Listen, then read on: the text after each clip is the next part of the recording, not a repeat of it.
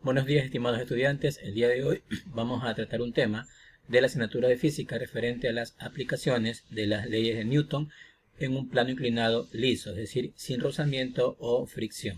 Iniciamos con la presentación de las diapositivas. El objetivo de la presente clase es recordar los enunciados de las tres leyes de Newton, que son ley de la inercia, ley de la fuerza y ley de la acción y reacción.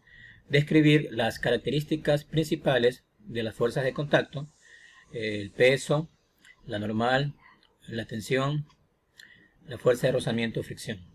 Analizar un sistema de fuerzas en las que interviene un plano inclinado liso y aplicar las leyes de Newton ya mencionadas en el análisis de dicho sistema de fuerzas. Vamos a iniciar recordando los enunciados de las tres leyes de Newton. Ley de la inercia, primera ley. Todo cuerpo que estaba inicialmente en reposo tiende por inercia a continuar en ese estado de reposo, o si un cuerpo estaba desplazándose inicialmente con MRU, que es movimiento rectilíneo uniforme, tiende por inercia a seguir moviéndose con MRU, siempre y cuando, esto es importante, siempre y cuando no actúe una fuerza externa que cambie ese estado de reposo o de movimiento con velocidad constante. Ley de la fuerza, ley fundamental de la dinámica, que es la segunda ley de Newton. La aceleración de un objeto es directamente proporcional a la suma de todas las fuerzas que actúan sobre ese cuerpo. Esa fuerza se llama fuerza neta o fuerza resultante. Y a la vez, esa aceleración es inversamente proporcional a la masa del objeto. La ecuación que engloba este enunciado es fuerza igual a masa por aceleración. Si la fuerza neta que actúa sobre el cuerpo es nula, ese cuerpo se encontrará en estado de equilibrio traslacional, es decir, porque puede estar en reposo o también puede estar moviéndose con MRU, ya que la aceleración es nula.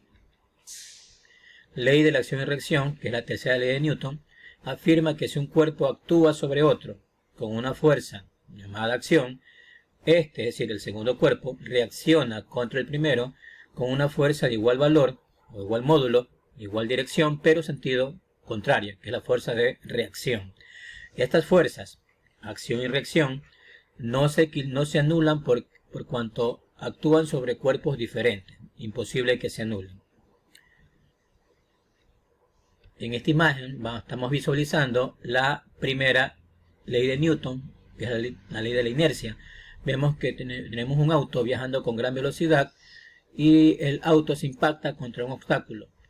El chofer, que estaba inicialmente dentro del carro, está viajando con la velocidad del auto. Y cuando el carro se detiene producto del impacto, el chofer tenderá por inercia su cuerpo a seguir moviéndose con la velocidad que tenía el carro. Por ende, sale disparado del auto porque se opone al frenado del carro. Y si no tiene el cordón de seguridad, puede ocurrir un accidente fatal. En la segunda imagen visualizamos la segunda ley de Newton. Si la fuerza se incrementa, en este caso se está duplicando, vemos que el vector aceleración también se incrementa 2 veces, ya que es una relación directamente proporcional y por consiguiente el auto va con mayor rapidez, incrementando más rápido su velocidad. En esta imagen visualizamos la tercera ley de Newton. La persona está aplicando una fuerza contra la pared, que es la fuerza de acción de color rojo. La pared reacciona sobre la persona con una fuerza de igual módulo, igual dirección, pero sentido contraria, llamada la fuerza de reacción, que es la de color verde. Ambas fuerzas no se anulan porque actúan sobre cuerpos diferentes. La de color rojo actúa sobre la pared y la de color verde actúa sobre la persona. Por ende es imposible que se anulen. Fuerzas de contacto. El peso es la fuerza con que la Tierra atrae a un cuerpo próximo a su superficie. Siempre es vertical, dirigido hacia el centro de la Tierra. Se representa, según los libros o los textos, con la letra P o W. La fuerza normal es generada por la tercera ley de Newton, acción y reacción. Siempre es perpendicular a la superficie de contacto, es decir, que va a formar siempre 90 grados del ángulo recto con la superficie de contacto. con sentido de la superficie hacia el cuerpo. Se representa con la letra N mayúscula. La tensión se genera en cuerdas, cables, correas, cadenas, cintas, etc. Es decir, que actúa sobre un cuerpo cuando éste se encuentra enlazado por una cuerda. Y el sentido es del cuerpo hacia la cuerda. Se representa con la letra T mayúscula. La fuerza de fricción, también llamada fuerza de rozamiento, actúa en el contacto de los dos cuerpos.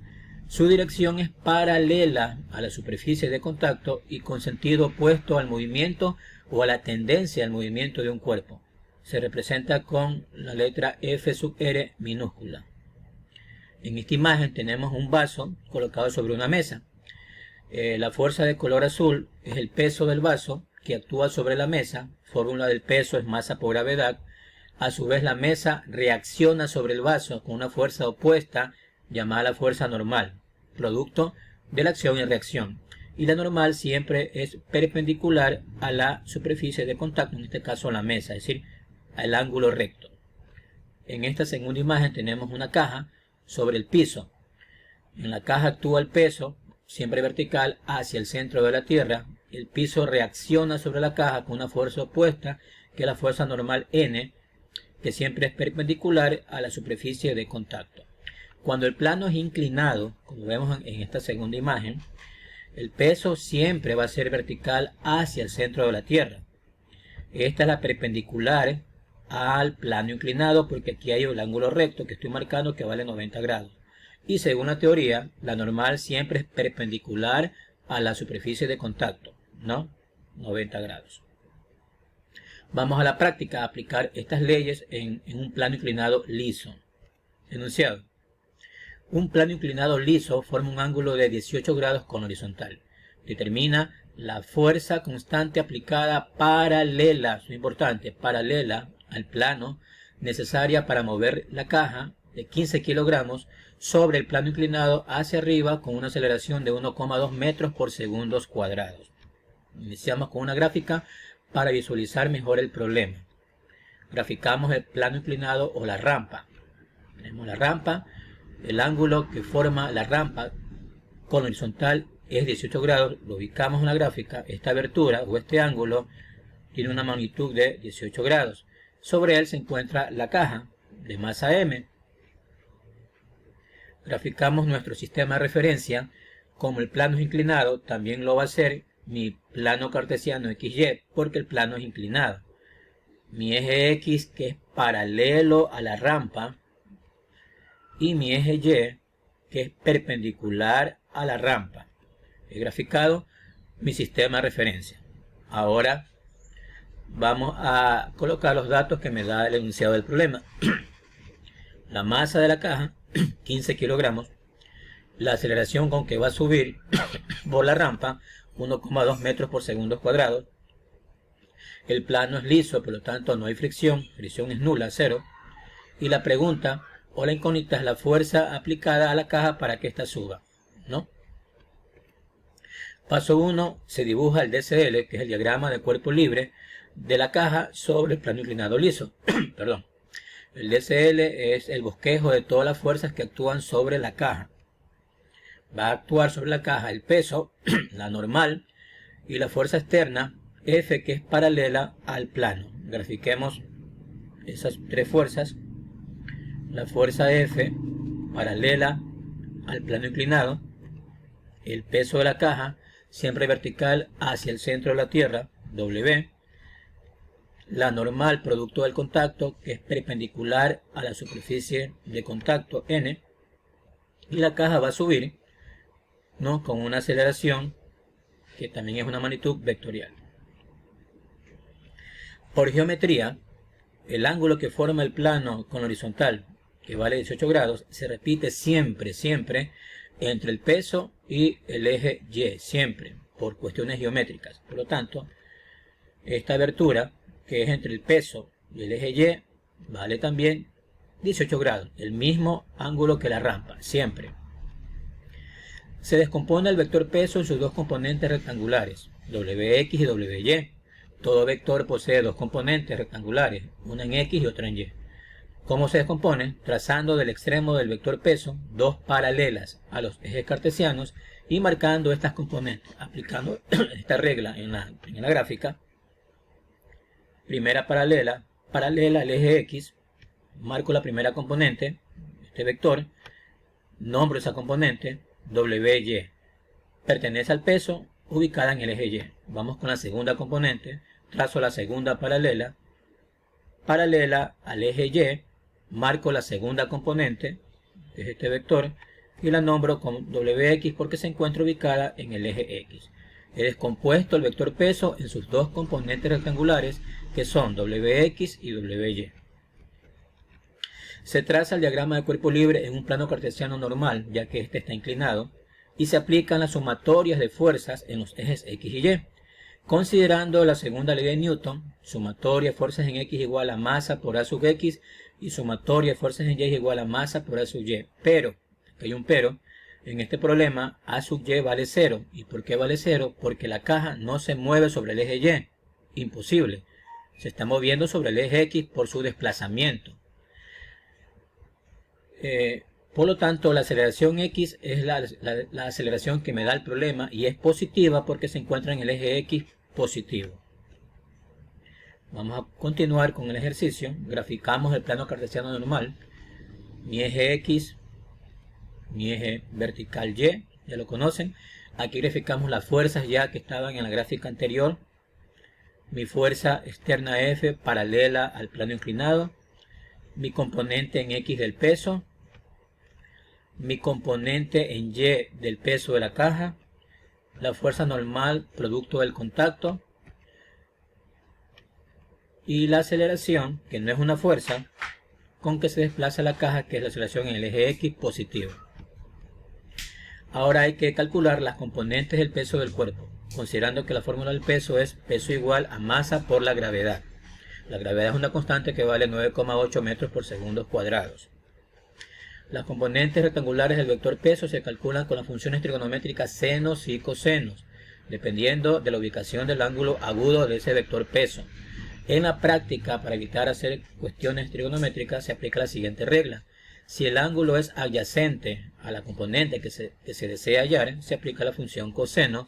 Caso contrario, se aplica la función seno. Aplicando esta regla, graficamos mi triángulo rectángulo de las componentes del peso que estaba en la gráfica anterior. El ángulo del peso era 18 grados con la vertical, el vector peso, la componente en X del peso y la componente Y del peso.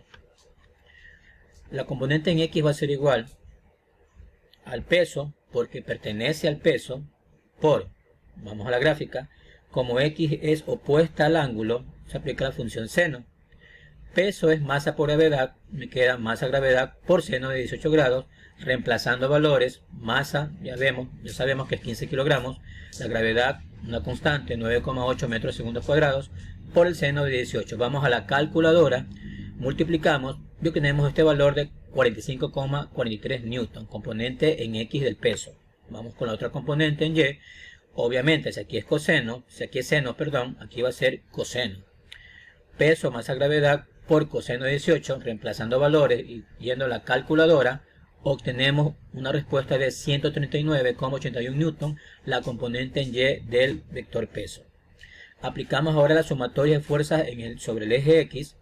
Sumatoria de fuerzas en X igual a masa por A sub X. En el eje X están ubicadas solo dos fuerzas, que son F positiva y WX negativa. Como aquí lo vemos, en el eje X tengo la F que es positiva y WX que es negativa. Solamente hay dos. Entonces, sumatoria es fuerza positiva menos WX negativa. ¿Igual a qué? A masa por aceleración, que es la que da el problema. Reemplazando los valores conocidos, nos queda lo siguiente. Fuerza, que es la incógnita, menos WX, ya la llamo, aquí está, ¿cuánto vale? 45,43 newton, reemplazando el valor. Masa 15, la aceleración 1,2. Multiplicando 15 por 1,2 es 18. Despejamos la incógnita F. Pasa al segundo miembro con signo cambiado. Efectúo la suma y respuesta del problema. Fuerza, ¿no? Gracias por la atención prestada. En la parte 2 vemos otro problema con otro tipo de modelo y seguir practicando. Suerte y éxitos. Nos vemos.